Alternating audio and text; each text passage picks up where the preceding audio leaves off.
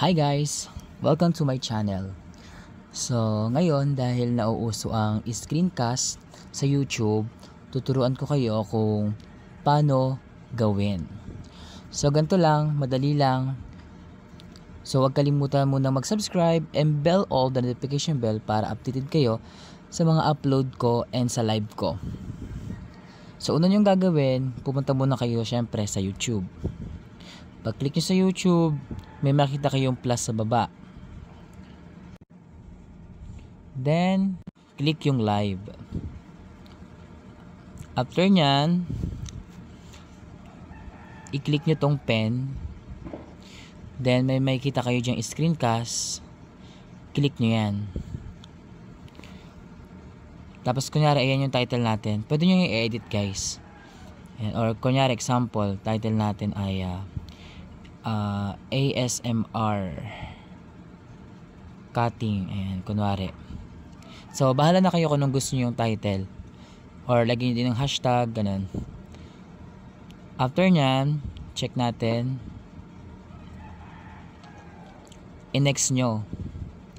So, yung content nyo, kung pambata ba siya or hindi pambata, ayan, pili lang kayo sa dalawa. Pero lagi kong kiniklik, it's not made for kids. Then, after nyan, ito lalabas.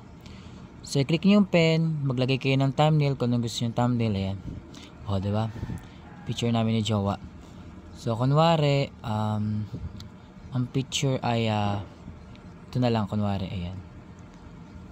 Ayan, picture. Save. Then, sunod yung gagawin is next. Then, got it. And start now.